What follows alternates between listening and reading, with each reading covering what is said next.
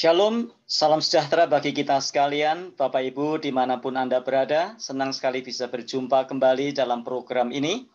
Dan hari ini saya akan membagi firman Tuhan dari Mazmur 133. Ayat ini atau pasal ini tentunya bukan sesuatu yang asing bagi kita. Mazmur 133, bagian yang sudah sering kali kita baca, mungkin juga sudah sering kita nyanyikan di gereja-gereja. Kalimatnya seperti ini, Mazmur 133 ayat yang pertama hingga ayat yang ketiga. Nyanyian ziarah Daud. Sungguh alangkah baiknya dan indahnya apabila saudara-saudara diam bersama dengan rukun. Seperti minyak yang baik di atas kepala meleleh ke janggut, yang meleleh ke janggut Harun dan ke leher jubahnya. Seperti embun gunung Hermon yang turun ke atas gunung-gunung Sion. Sebab kesanalah Tuhan memerintahkan berkat, kehidupan untuk selama-lamanya. Amin untuk firman Tuhan. Nah, bagian ini adalah bagian yang merupakan satu syair nyanyian yang dinyanyikan, yang ditulis oleh Daud. Dan kalau kita membaca Mazmur, jangan pernah lupa bentuknya bisa jadi nyanyian, bisa jadi adalah puisi. Dan kita harus memahami bagian ini sesuai dengan peruntukannya, sesuai dengan jenis tulisannya. Kalau jenis tulisannya nyanyian atau jenis tulisannya puisi, tentunya kita bisa mengartikan sebagaimana adanya, dimaksudkan. Nah, Mazmur ini berkata, sungguh alangkah baiknya dan indahnya apabila saudara-saudara diam bersama dengan rukun. Jadi nyanyian ini adalah satu ekspresi kebanggaan, satu pernyataan bahwa kehidupan orang yang diam bersama-sama dengan rukun adalah baik dan indah. Nah, tentunya di bagian ini Daud sebagai penulisnya sudah belajar dari sejarah bagaimana pada waktu suku dan suku di antara suku-suku Israel, mereka hidup dengan tidak rukun, mereka sangat rentan dan mereka sangat bahaya, mereka sangat berada dalam situasi yang tidak baik.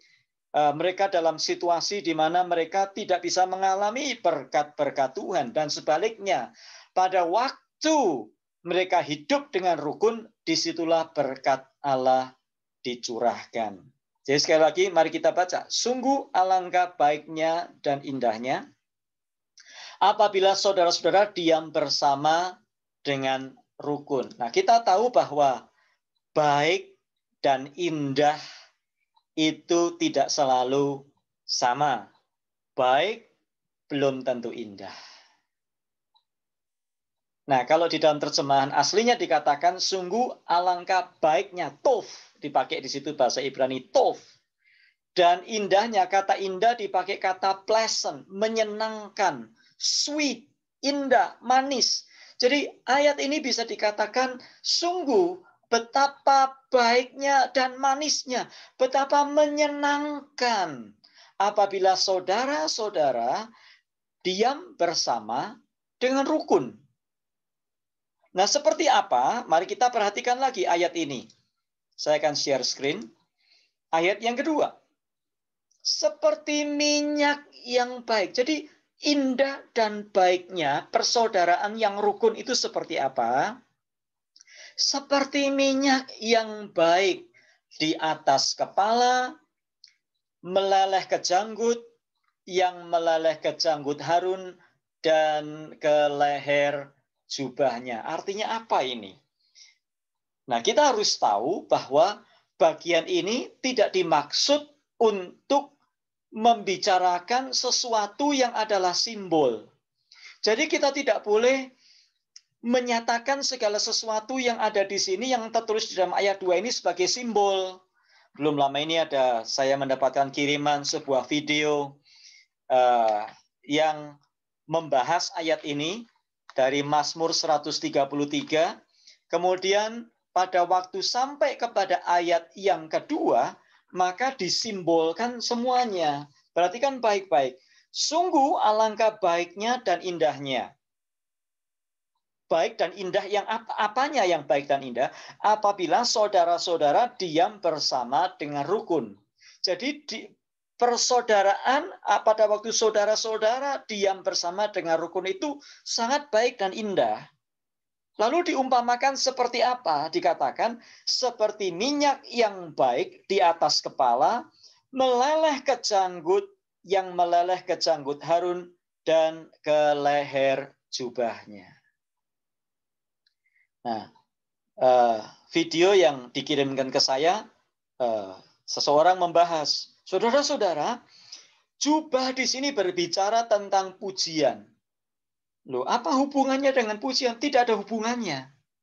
Karena di sini berbicara tentang indahnya persaudaraan, indahnya apabila saudara-saudara diam dengan rukun.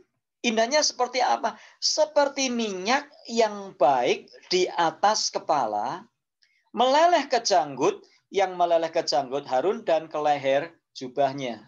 Lalu kemudian diteruskan orang itu mengatakan, minyak di sini berbicara tentang firman Tuhan. Loh, kalau minyak bicara tentang firman Tuhan, lalu janggut bicara tentang apa? Inilah yang dinamakan sebagai penafsiran alegori.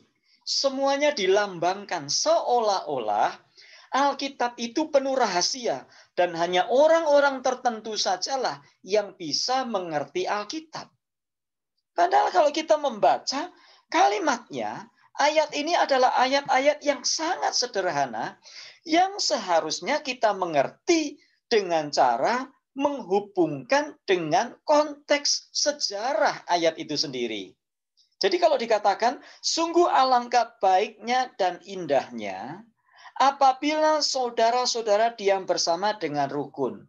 Oke, kita mengerti. Oke, kalau saudara dan saya, atau Anda sekalian yang menyaksikan tayangan ini, diam bersama dengan rukun antara suami dan istri, rukun antara orang tua dan anak-anak, rukun antara kakak beradik, rukun antar sesama anggota gereja, rukun antar gereja di dalam satu kota, di dalam satu daerah, maka dikatakan itu sangat baik, bukan sekedar baik, tapi lebih dari baik, yaitu baik dan indah. Dengan kata lain, kalau Anda dan saya, kalau kita semua tidak rukun, saling menjelekkan, saling memfitnah, saling menggosip, tidak rukun antar gereja, yang sana comot anggota gereja sini, yang sini comot anggota gereja sana, tidak rukun. Atau suami istri tidak rukun, masalahnya ada saja. Kalau kita mau mencari alasan tidak rukun, alasannya apa saja bisa. Masalah mencat odol pun, pasta gigi mencatnya pun juga bisa jadi masalah. Masalah tidur menghadap ke sebelah tembok atau sebelah yang lain juga bisa jadi masalah. Masalahnya mau makan apa juga bisa jadi masalah. Masalah keuangan jadi masalah. Kalau kita mau tidak rukun, ada 1001 macam penyebab. Lalu bagaimana kalau kita mau rukun? Ada banyak penyebab juga kalau kita mau. Dan Alkitab berkata, sungguh alangkah baik dan indahnya. Artinya kalau tidak rukun dan tidak baik, berarti tidak baik. Kalau tidak rukun berarti tidak baik. Kalau tidak rukun berarti tidak indah. Nah, indahnya seperti apa? Inilah seperti minyak yang baik di atas kepala, meleleh ke janggut, yang meleleh ke janggut Harun dan ke leher jubahnya. Kita stop dulu sampai ayat 2 ini. Sekali lagi, jangan mencari arti lain dari arti yang seharusnya di dalam ayat 2.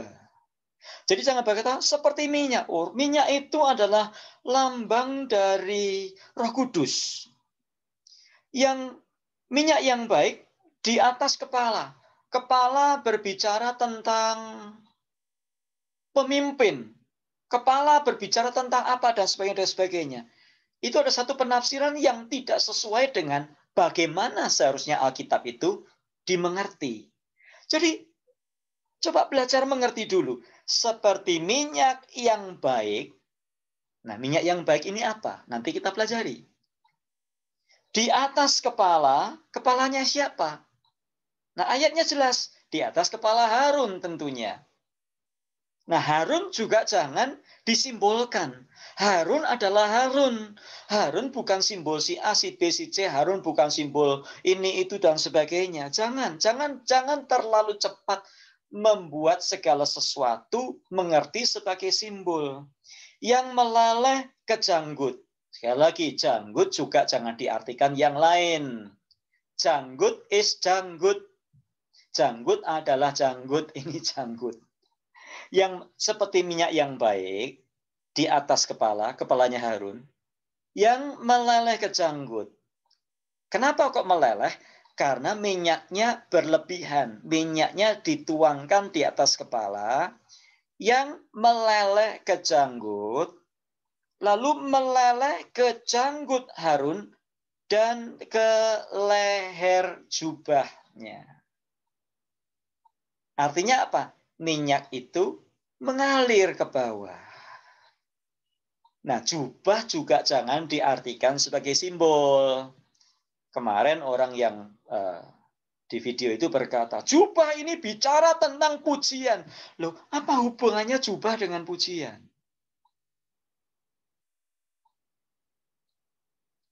Lalu bagaimana kalau pada waktu Elia memberikan jubahnya kepada Elisa? Apakah Elia memberikan pujian kepada Elisa? Tidak boleh penafsiran seperti itu.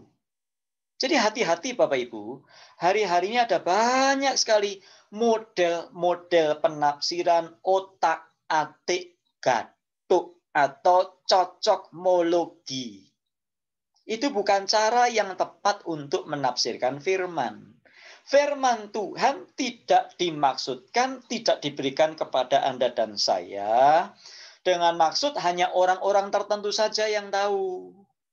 Firman Tuhan tidak dimaksudkan diberikan kepada Anda dan saya, dimaksudkan ada rahasia di belakangnya, seperti buku primbon. Bukan. Alkitab adalah firman Allah. 2 Timotius 3:16 berkata, segala tulisan yang diilhamkan Allah memang bermanfaat untuk mengajar, menyatakan kesalahan, memperbaiki kelakuan, dan mendidik orang di dalam kebenaran. Kalau memang maksudnya seperti itu, apakah berarti firman Tuhan harus ditulis secara rahasia-rahasia? Wah, ini janggut jubah. Waduh, jubah ini artinya puji-pujian. Bukan. Anda dan saya, kalau kita mendisiplin diri membaca firman Tuhan, mungkin awal-awalnya sulit kita mengerti. Tapi kalau kita mendisiplin diri kita, waktu Anda membaca firman Tuhan, Roh Kudus akan menolong Anda untuk memahaminya. Dan firman ini diberikan kepada kita yang masih hidup dengan tujuan yang sangat jelas supaya kita bisa memahaminya. Untuk mengajar, menyatakan kesalahan, memperbaiki kelakuan, mendidik orang dalam kebenaran. Bagaimana caranya? Bagaimana ya? Kita harus menggali kebenaran firman Tuhan itu dengan cara yang benar. Bukan lalu Anda mengira-ngira, waduh ini menurut kemarin ada orang yang dibawa Tuhan ke surga, lalu di surga itu Tuhan mengajar bahwa jubah di sini artinya puji-pujian. Jangan seperti itu, Bapak Ibu. Belajarlah firman Tuhan. Belajar mengerti. Nah, perhatikan baik-baik. Seperti minyak yang baik di kepala, meleleh ke janggut. Jadi, orang, saudara-saudara yang diam bersama dengan rukun, itu baik dan indah. Baik dan indahnya seperti apa? Seperti minyak yang baik di atas kepala, meleleh ke janggut, yang meleleh ke janggut Harun, dan ke leher jubahnya. Loh, ini kok ada Harun dibawa-bawa, kenapa?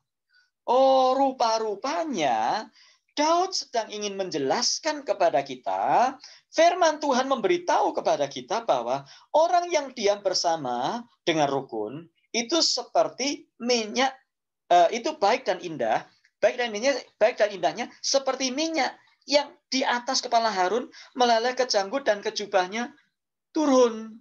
Ini berbicara tentang upacara pentahbisan Harun sebagai imam pada waktu itu yang dicatat di dalam sejarah orang Israel. Nah, kalau kita ketemu ayat seperti ini, baik kita menggalinya. Oh, kalau begitu saya harus kembali kepada pentahbisan Harun pada waktu itu. Nah, coba kita perhatikan, Bapak Ibu, saya akan share screen di sini. Kita akan membuka di dalam kitab Keluaran pasal yang ke-29. Saya akan memastikan bahwa share screen-nya jalan dengan baik, supaya Bapak Ibu bisa mengikuti. Inilah yang dimaksud dengan ayat 2 tadi. Jadi bukan dimaksudkan ada ayat-ayat yang rahasia, hanya orang-orang tertentu, orang yang naik turun surga yang tahu dan sebagainya. Nah, Keluaran 29 adalah tulisan tentang pentahbisan Harun sebagai imam. Inilah narasinya. Keluaran 29 ayat 1 mulai, dan kita akan membaca sampai ayat 9. Perhatikan baik-baik, Bapak Ibu, perhatikan di layar. Inilah yang harus kau lakukan kepada mereka untuk menguduskan mereka, supaya mereka memegang jabatan imam bagiku, maksudnya Harun. Ambillah seekor lembu jantan muda dan 2 ekor domba jantan yang tidak bercela, roti yang tidak beragi dan roti bundar yang tidak beragi, yang diolah dengan minyak, dan roti tipis yang tidak beragi, yang diolesi dengan minyak. Dari tepung gandum yang terbaik haruslah kau buat semuanya itu. Kau taruhlah semuanya itu dalam sebuah bakul, dan kau persembahkanlah semuanya dalam bakul itu. Demikian juga lembu jantan dan kedua domba jantan itu. Lalu, ayat 4, perhatikan di sini ayat yang keempat. Lalu, kau suruhlah Harun dan anak-anaknya datang ke pintu kemah pertemuan. Kenapa pintu kemah pertemuan? Karena pada waktu itu orang Israel masih di dalam perjalanan menuju ke tanah perjanjian, menuju ke tanah yang dijanjikan sebetulnya. Ya, kalau kita membaca kitab Keluaran, ini membahas tentang keluarnya bangsa Israel dari Mesir menuju ke tanah yang dijanjikan oleh Tuhan. Dan di tengah-tengah perjalanan Tuhan memerintahkan mereka untuk membuat kemah pertemuan. Ya, nanti Bapak Ibu bisa baca lagi di dalam kitab Keluaran. Nah, salah satu piranti, salah satu perlengkapan yang ada adalah dilantiknya atau ditahbiskannya Harun sebagai imam pada waktu itu. Itu sebabnya anak-anaknya disuruh datang ke pintu kemah pertemuan, ayat 4, dan haruslah engkau membasuh mereka dengan air. Ayat yang kelima, kemudian kau ambillah pakaian itu, lalu kau kenakanlah kepada Harun kemeja, gamis baju efod, dan baju efod serta tutup dada. Kau kebatkanlah sabuk baju efod kepadanya. Kau taruhlah serban di kepalanya, dan jamang yang kudus kau bubu pada serban itu. Nah, nanti bisa dibaca lagi Bapak Ibu di dalam di rumah Anda masing-masing. Nah, ayat 7 perhatikan. Sesudah itu, perhatikan di sini, kau ambillah minyak urapan dan kau tuang ke atas kepalanya dan kau urapilah dia. Kau suruhlah anak-anaknya mendekat dan kau kenakanlah kemeja-kemeja itu kepada mereka. Kau ikatkanlah ikat pinggang kepada mereka, kepada Harun dan anak-anaknya, dan kau lilitkan destar itu kepada kepala mereka. Maka merekalah yang akan memegang jabatan imam. Itulah suatu ketetapan untuk selama-lamanya. Demikianlah engkau harus mentahbiskan Harun dan anak-anaknya. Jadi minyak yang baik tadi adalah minyak yang dituangkan ke atas kepala Harun pada waktu Harun ditabiskan menjadi imam bagi bangsa Israel. Nah, peristiwa adalah peristiwa penting. Semua orang Israel tahu peristiwa ini. Jadi pada waktu Daud berkata seperti minyak di kepala Harun, orang Israel tahu. Langsung ingatan mereka ingat kepada bagaimana pada waktu Harun ditabiskan sebagai imam. Kenapa? Karena peristiwa itu dituliskan di dalam kitab mereka. Sekali lagi, itulah maksudnya. Jadi jangan ditafsirkan aneh-aneh. Minyak itu bicara tentang Roh Kudus. Meleleh ke janggut. Janggut itu berbicara tentang mulut dan sebagainya. Aduh, terlalu aneh. Meleleh ke janggut Harun dan ke leher jubahnya. Jubah bicara pujian. Bukan. Belajar, Bapak Ibu. Ya, kalau Anda ingin belajar, saya siap untuk mengajar. Ya, saya akan terus buka kelas-kelas sepanjang tahun 2021, baik kelas sejarah gereja, kelas pemahaman perjanjian lama, perjanjian baru, supaya Bapak Ibu semua belajar tentang firman Tuhan, supaya kita tidak disesatkan oleh pengajaran-pengajaran yang ngawur seperti itu. Nah, perhatikan lagi. Kau ambillah minyak urapan dan kau tuang ke atas kepalanya, dan kau urapilah dia. Tadi kita ingat hubungannya dengan ayat 1, sungguh alangkah baik dan indahnya. Apa sih baik dan indahnya minyak urapan ini apa? Nah, kita akan kembali ke Keluaran pasal yang ke-30 yang membahas bagian ini. Saya akan memastikan Bapak Ibu mendapatkan screen atau layar yang betul supaya Anda bisa mengikuti apa yang saya maksudkan di sini. Nah, perhatikan baik-baik di dalam layar Bapak Ibu semua. Inilah Keluaran pasal 30 ayat 22. Minyak yang baik itu minyak seperti apa? Inilah yang dimaksud. Jadi sekali lagi, ayat harus ditafsirkan dengan ayat. Bukan dengan otak-atik pikiran kita sendiri. Otak-atik gatuk atau cocokmologi. Jubah, lalu kita bilang jubah pujian. Karena adalah ku kenakan jubah pujian. Jangan menafsirkan Alkitab seperti itu. Ayat harus ditafsirkan dengan ayat. Nah, ayat 22. Berfirmanlah Tuhan kepada Musa. 23. Ambillah rempah-rempah pilihan. Satu, pilihan. Mur tetesan 500 shikal. Ada aturannya. Dan kayu manis yang harum. Setengah dari itu. Kayu manisnya nggak boleh sembarang kayu manis. Yang harum. Yakni 250 shikal. Dan tebu yang baik. Harus baik. 250 shikal. Jadi rupa-rupanya.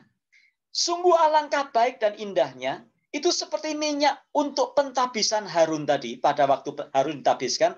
Dia dituangkan minyak di atas kepalanya. Dan minyak itu meleleh di atas kepalanya. Dan ke janggut.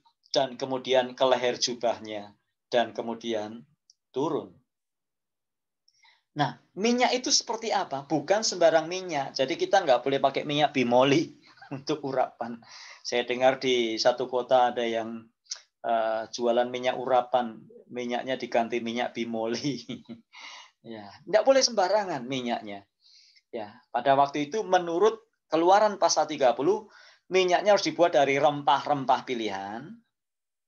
Mur tetesan 500 shikal. Kayu manis yang harum. Jadi harus pilihan. Lalu harus mur itu mahal harganya. Manis, harum. Lalu juga harus baik. Menurut ukuran yang sudah ditetapkan Tuhan. Semuanya ini berbeda Bapak Ibu minyaknya ini. Mestinya nggak bisa jadi satu. Dan kayu teja 500 shikal ditimbang menurut shikal kudus. Dan minyak zaitun 1 hin. Harus kau buat semua itu menjadi minyak urapan yang kudus. Jadi minyak urapan ini sifatnya kudus. Minyak yang dipakai untuk mengurapi Harun menjadi imam pada waktu itu sifatnya kudus. Suatu campuran rempah-rempah yang dicampur dengan cermat. Aduh, banyak sekali kalimat atau kata-kata yang indah di sini ya. Cermat, harum, manis, pilihan, ya.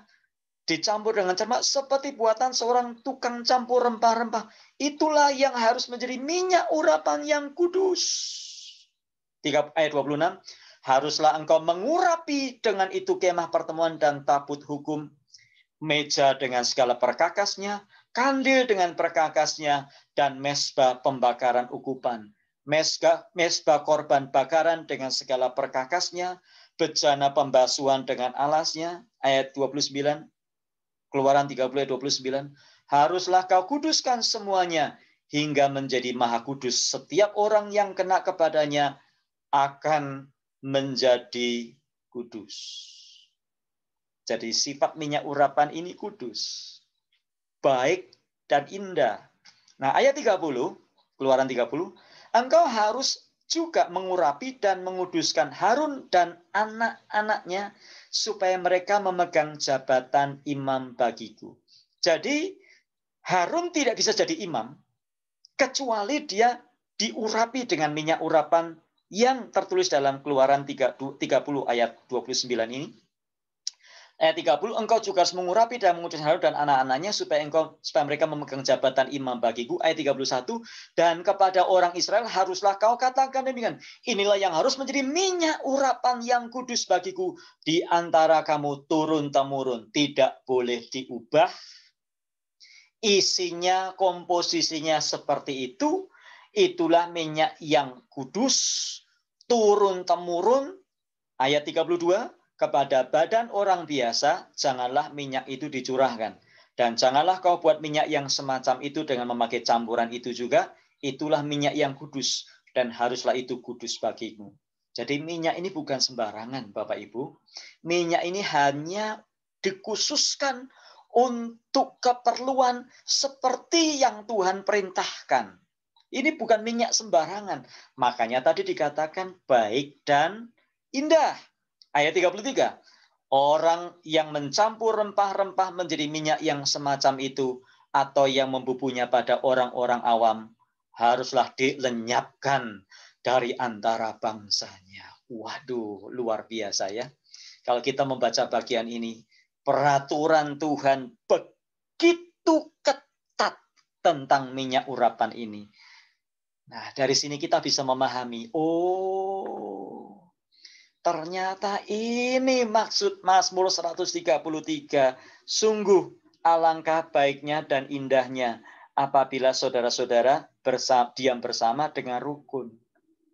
Baik dan indahnya pada waktu kita diam dengan rukun itu baik dan indah. Baik dan indahnya seperti apa? Seperti minyak urapan yang dipakai untuk mengurapi Harun tadi. Jadi minyak urapan ini adalah minyak yang berasal dari bahan-bahan komposisi yang banyak sekali, tapi bukan sembarang komposisi loh. Kita sudah membaca tadi kan, yang manis, yang harum, pilihan, ditetapkan oleh Tuhan, ukurannya juga harus persis, tidak boleh menyimpang, dan minyak semacam ini tidak boleh dipakai sembarangan. Hanya dikhususkan karena minyak ini bersifat kudus. Kalau ada yang membuat jenis campuran yang sama dan dipakai untuk meminyaki orang-orang yang tidak ditetapkan oleh Tuhan, maka mereka harus dilenyapkan dari antara bangsanya. Mati hukumannya. Kalau begitu kita bisa melihat betapa baik dan indahnya. Kalau saudara dan saya, kita semua diam bersama dengan rukun. Tidak cakar-cakaran. Ya bukan, ya diam bersama dengan rukun itu bukan sudah tidak cakar-cakaran, tapi lebih dari itu. Tadi kalau kita melihat bahan-bahannya, yang satu kayu manis yang harum dipilih, lalu ada macam-macam, ada mur dan sebagainya dipilih, rempah-rempah pilihan yang dicampur jadi satu. Kalau begitu, di mana indahnya? Keindahan persaudaraan kita yang rukun satu dengan yang lainnya, seperti minyak urapan tadi. Anda dan saya, kita semua akan melihat keindahannya. Kalau kita tahu, kita bisa rukun bersama. Kalau kita tahu, masing-masing kita tadi nomor satu, kita adalah orang-orang pilihan. Kita bukan orang yang sembarangan dicomot dari pinggir jalan, diambil dari pasar, pokoknya murah ya, yang murah-murah, seperti parfum isi ulang. Bukan, Bapak Ibu. Anda dan saya adalah orang-orang pilihan. Kita harus menghargai orang lain, saudara-saudara kita, suami dan istri, harus saling menghargai. Jangan memandang rendah istrimu atau suamimu. Mereka adalah orang-orang yang dipilih Tuhan bagimu. Seperti minyak di kepala Harun. Wanginya luar biasa. Harganya luar biasa. Minyak yang tidak tergantikan. Minyak yang kudus. Minyak pilihan Allah sendiri. Yang dicampur begitu rupa. Namanya rukun tidak harus sama. Justru rukun seperti minyak yang di kepala Harun tadi adalah minyak yang diambil dari bahan yang berbeda. Yang satu dari Los Angeles, satu dari Jakarta, satu dari Surabaya, satu dari Malang, satu dari Papua, satu dari Kalimantan, bercampur menjadi satu. Semuanya adalah orang-orang pilihan Tuhan. Nah, apa yang menjadi, dari sini kita bisa belajar, apa sebetulnya yang menjadi kendala persatuan yang rukun. Yang pertama kita bisa membaca. Karena kita tidak melihat sesama kita, istri, suami, anak-anak, dan rekan-rekan satu gereja sebagai orang-orang yang dipilih oleh Tuhan. Udah kamu keluar dah dari sini. Daripada kamu ngeributin aja di gereja sini, bikin jadi sampah dah, bikin gereja jadi kotor, udah keluar aja lah. Kita nggak perlu lu kok, nggak perlu. Lu keluar aja nggak apa-apa. Kita tetap bisa jalan kok tanpa kamu. Ini yang terjadi. Karena kita merasa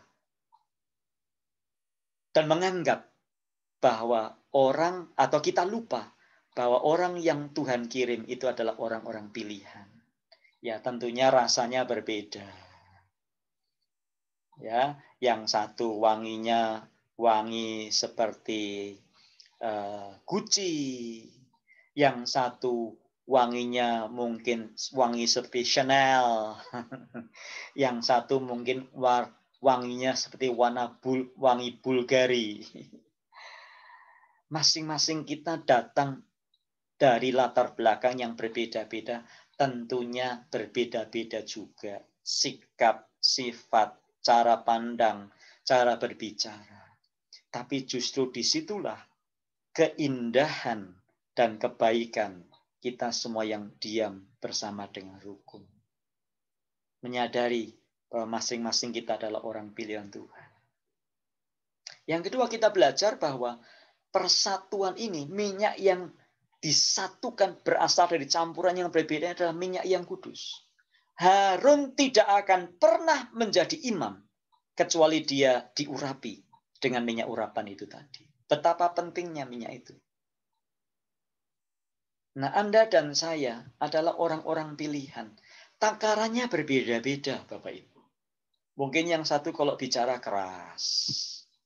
Yang satu kalau bicara nyakitin hati. Yang satu mungkin lemah lembut kalau bicara, atau yang satu diem aja. Itulah keindahan persatuan. Jadi tadi minyak itu kudus, minyak itu dari bahan-bahan pilihan, dan minyak itu adalah minyak yang harum, minyak itu adalah minyak yang dicampur dengan cermat, dan minyak adalah minyak yang disatukan begitu rupa hingga blend, hingga campur jadi satu. Inilah indahnya persatuan atau kebersamaan kita. Dan semuanya itu diikat dengan yang namanya kasih. Apa yang membuat perbedaan-perbedaan tadi tidak menjadi masalah? Kalau ada kasih di dalam hidup kita. Kenapa tadi mur dan kayu manis bisa campur jadi satu? Karena ada faktor yang mempersatukan di dalamnya. Nah, kemudian kita membaca. Akibatnya apa? Ayat yang ketiga. Seperti embun gunung Hermon yang turun ke atas gunung-gunung Sion. Nah, seperti itulah indahnya. Keindahan dari kesatuan itu tadi adalah embun. Seperti embun yang memberikan kesejukan, memberikan kesejukan, memberikan satu berkat, memberikan satu kesejukan bagi gunung Hermon, tapi juga ke atas gunung-gunung Sion. Baik gunung yang tinggi, gunung Hermon di Israel adalah gunung yang sangat-sangat tinggi. Orang Indonesia atau tur yang dibawa ke Israel biasanya pergi ke gunung Hermon. Tapi saya tidak merekomendasi karena kadang-kadang buang waktu ya. Perjalanannya saja sudah makan waktu banyak sekali karena harus terletak di dataran tinggi Golan. Biasanya saya tidak mau pergi ke Hermon. Ya paling cuma gitu-gitu aja. Ya, tapi juga mengalir ke gunung-gunung Sion, gunung-gunung yang lebih rendah. Indah, indah sekali. Nah, apa yang terjadi? Sebab kesanalah Tuhan memerintahkan berkat. Bukan hanya berkat, tetapi juga kehidupan untuk selama-lamanya. Nah, disinilah indahnya hidup bersama dengan rukun, karena disitulah berkat Allah dicurahkan. Jadi kadang-kadang yang nyanyi pakai gerakan itu salah ya. Sebab kesanalah Allah memerintah agar berkat-berkatnya tercurah. Maksudnya ke sana itu kemana? Ke sini. Ke dalam persatuan. Nah kalau nunjuknya ke sana itu kan berarti kan keluar. Loh yang bersatu di sini kok berkatnya keluar. Ya. Disinilah berkat Allah dicurahkan. Hanya di dalam kebersamaan, di dalam persatuan, disitulah berkat Tuhan dicurahkan. Jadi kalau suami istri berantem melulu, kapan berkatnya akan dicurahkan? Kalau gereja berantem melulu, kapan berkatnya mau dicurahkan? Gara-gara makan, berantem. Gara-gara jadwal, berantem. Gara-gara ngorok, berantem. Gara-gara sabun, berantem. Gara-gara lagu, berantem. Gara-gara apa saja tidak bisa rukun. Bahkan dikatakan kehidupan untuk selama-lamanya. Kok ada hubungannya dengan kehidupan? Ada. Kalau Anda dan saya diam bersama dengan rukun, saya sudah jelaskan tadi. Yang mengikat adalah kasih. Orang yang ada di dalam Kristus, dia pasti punya kasih. Kenapa? Karena kita sudah merasakan kasih. Bukan kita yang mengasihi dia, tapi dia yang mengasihi kita lebih dulu. Itu sebabnya setelah mengajarkan doa Bapa kami, Yesus berkata, jikalau kamu bisa mengampuni, kalau kamu mengampuni orang yang bersalah kepadamu, maka Bapamu yang di surga juga akan mengampuni kamu. Sebaliknya, kalau kamu tidak mengampuni orang yang bersalah kepada kamu, maka Bapamu di surga juga tidak akan mengampuni. Nah, di dalam kasih ada pengampunan. Di dalam Kristus ada pengampunan. Kenapa? Karena kita sudah menerima pengampunan dari Dia. Itu sebabnya dikatakan kehidupan ada berkat kehidupan untuk selama-lamanya. Karena kita memiliki Kristus. Dan karena kita memiliki Kristus, kasih Kristus itulah yang memampukan kita untuk bisa mengasihi orang yang lain. Mungkin orang yang sudah bersalah kepada kita.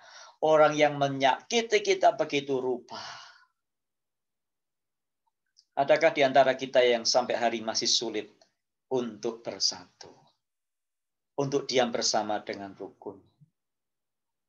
Mari kita bertobat bersama. Agar berkat Tuhan dicurahkan dalam hidup kita. Mari minta kasih yang dari Tuhan itu bekerja dalam hidup kita. Mungkin kita berkata, saya nggak bisa mengasihi. Betul, betul. Anda dan saya tidak bisa mengasihi, betul.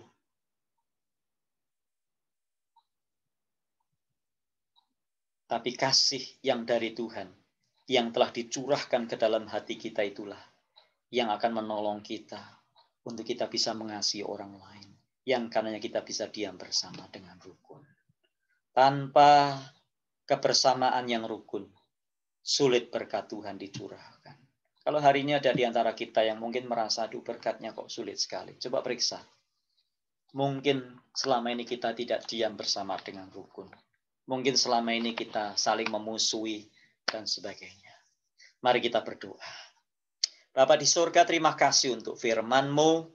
Kami berdoa ya Tuhan, biar firman-Mu ini menjadi kekuatan bagi kami, untuk kami diam bersama dengan rukun. Sebab itu baik dan indah. Indahnya adalah seperti minyak urapan yang ditumpahkan di atas kepala Harun. Minyak yang terbuat dari bahan-bahan pilihan. Minyak yang luar biasa. Tapi bisa bercampur jadi satu. Membawa bau harum yang luar biasa. Itulah kalau kami diam bersama dengan rukun. Ampuni kami ya Tuhan. Kalau kami ini sesama orang Kristen masih sulit diam dengan rukun. Bahkan keluarga kami selama ini belum rukun. Kami masih saling menonjolkan ego kami. Kami masih terlalu egois, selfish. Dan kami masih ada batas-batas yang selama ini tidak bisa, yang membuat kami tidak bisa mengasihi. Tolong kami Tuhan, biarlah kuasa firman-Mu dan kuasa Roh Kudus bekerja dalam hidup kami. Menolong kami Tuhan, di dalam nama Tuhan Yesus Kristus hamba berdoa. Biarlah kuasa kasih-Mu itu turun atas kami. Tuhan kami, kasih kami seringkali kering. Kasih kami seringkali hambar. Kami tidak mampu mengasihi. Tapi bukankah Engkau mengasihi kami lebih dahulu? Dan Engkau kasih-Mu, memberikan kasih-Mu itu diam di dalam hati kami. Sehingga kasih yang seperti itulah yang memampukan kami untuk bisa saling mengasihi satu dengan yang lainnya. Karena disitulah berkat-berkat Allah dicurahkan. Terima kasih Bapa. Biarlah berkat sorgawi di dalam nama Bapa, Anak dan Roh Kudus. Berkat itu kiranya dicurahkan dalam hidup kami. Di dalam persekutuan yang indah. Di dalam persaudaraan yang rukun. Sekarang dan selama-lamanya. Dalam nama Tuhan Yesus kami berdoa. Amin. Puji Tuhan. Senang sekali bisa berbagi berkat pada saat ini. Sampai jumpa di lain kesempatan. Tuhan memberkati.